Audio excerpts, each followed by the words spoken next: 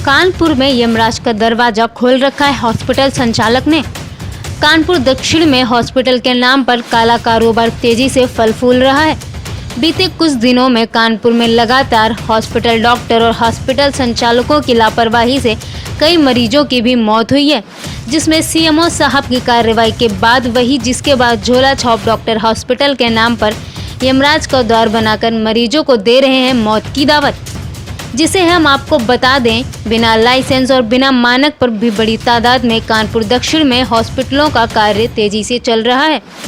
कुछ दिनों बीते आपने सुना होगा डॉक्टर की लापरवाही से कोई जच्चा बच्चा की मौतें हुई हैं, जिसको लेकर सीएमओ साहब ने दक्षिण के डॉक्टरों को पाठ भी पढ़ाया था। वहीं अब चौहान हॉस्पिटल के नाम पर हॉस्पिटल संचालन किया जा रहा है। हॉस्पिटल में बने मेडिकल स्टोर दवाओं के नाम पर काला कारोबार भी तेजी से जारी कर दिया है, जिसमें चौहान हॉस्पिटल में मरीज ओपीडी से निकलने के बाद हॉस्पिटल में बने मेडिकल स्टोर से कुछ दवाइयां खरीदता है, जिसके बाद दवाइयों में एक्सपायरी डेट की दवाई मरीज को दे दी जाती है। मरीज की हालत सुधारने की वजह मौत की दावत दे दी जाती है। मरीज की हालत बिगड़ने लगती है जब मरीज डॉक्टर से शिकायत करता है तो डॉक्टर साहब मरीज की दवाइयों का पर्चा छीन लेता है, लेकिन संवाददाता वहां पर पहुंचते हैं, जिसके बाद डॉक्टर से चर्चा परवेश यादव नाम है। कहाँ रहते हैं, किस लिए यहाँ एडमिट किया था, क्या पूरा मामला है? मामला ये है, डॉक्टर नेहा को हमने दिखाया था। उन्होंने एक्सपायरी डेट की दवा, मतलब उन्होंने दवा लिखी, मेडिकल स्टोर में पर्चा लेके गया, उन्होंने एक्सपायरी डेट की दवा दे दी। दवा देने के बाद 2 दिन मैंने वो दवा खिलाई। दवा खिलाने के दूसरे दिन जो है अचानक से उल्टी सांसें चलने लगी। हम लोग लेके भागे स्वाति विश्वकर्मा को, जिनकी दवा चल रही है, उनको लेके भागे। हम लोग गए डॉक्टर चांद क्या, उन्होंने जवाब दे दिया। फिर हम पहुँचे लेके CL मेमोरियल विजयनगर में है, जो उन्होंने एडमिट किया। करीब जो है 3, 4, 5 घंटे जो है पेशेंट से बात नहीं हो पाई।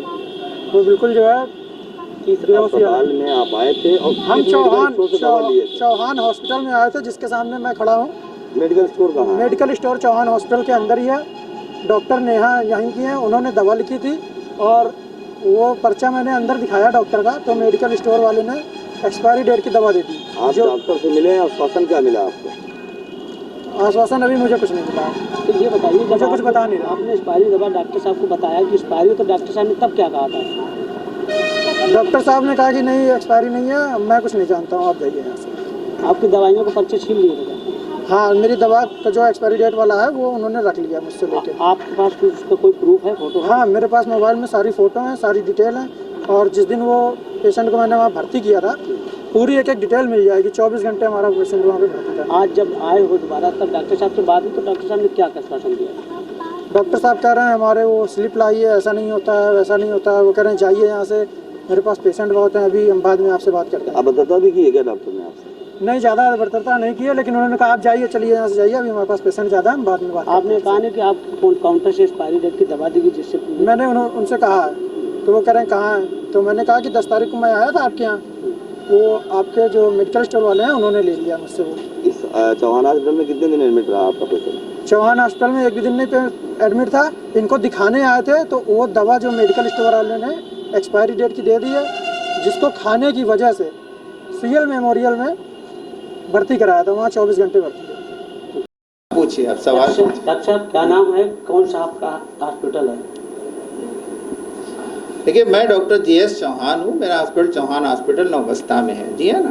क्या दिक्कत है? क्या दिक्कत ये है कि एक दिन OPD में एक महिला डॉक्टर बच्ची है 14 कितने साल की? 17 साल की।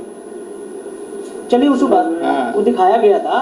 OPD में दौरान मैडम ने दवाई लिखी थी, मेडिकल स्टोर की तरफ से दवाई जो दी गई वो एक्सपायरी मिली है। इसका क्या है पूरा मामला? अच्छा, देखिए 3-4 बातें हैं। इनका कथन है कि दवाई मेडिकल स्टोर से एक्सपायरी दी गई, जिसकी वजह से तकलीफ हो गई लेने के बाद। सत्यता क्या है ये पता नहीं। इसकी वजह इसलिए बताता हूँ। पहली चीज़, मेडिकल स्टोर टोटली कंप्यूटर पे चलता है और कोई भी एक्सपायरी जो होगी वो कंप्यूटर प्रिंट आउट नहीं लेगा, नंबर 1। तो जब प्रिंट आउट ही नहीं लेगा तो दवा देने का प्रश्न उठता ही नहीं। कोई भी दवा एक्सपायरी मेडिकल स्टोर से जा नहीं सकती है, ये असंभव है। मतलब कंप्यूटर लेगा ही नहीं, वो रेड निशान हो जाएगा, वो दिखाएगा ही नहीं, वो देगा ही नहीं, नंबर 1। नंबर 2, इन्होंने कहा कि दवाई खाने के बाद प्रॉब्लम हुई तो उन्हें कहीं भर्ती होना पड़ा। वैसे वो यहाँ भी आ सकते थे लेकिन यहाँ नहीं आए, क्योंकि ऐसा प्रतीत होता है कि उनको भर्ती कोई प्रॉब्लम हुई नहीं होगी, हो सकता है, बता नहीं सकता हूँ मैं। मान लीजिए कहीं किसी वजह से अगर भर्ती हुई भी है तो मैंने कहा वहाँ का आप डिस्चार्ज स्लिप लाइए, दिखाइए कि उस बच्ची को हुआ क्या था। वो डॉक्टर साहब जो डॉक्टर साहब हैं उनकी डिग्री वगैरह अपना मुहर लगा के डिस्चार्ज स्लिप ले आइए, डिस्चार्ज स्लिप ले आइए, ये बताइए कि आखिर उसको रिएक्शन हुआ। उनका कहना रिएक्शन हुआ, तो रिएक्शन क्या हुआ? रिएक्शन सब पता होता है, भैया ये दवा से ये रिएक्शन हुआ, भाई खुजली हुई, ब्लड प्रेशर कम हुआ, कहीं कोई चकत्ते पड़े, कुछ हुआ, कुछ तो हुआ होगा। तो उसका कोई विवरण हमें दें। इन्हें बस आए कहीं कि हमारी बच्ची को ये हो गया है और आप हमें मुआवजा दे दीजिए।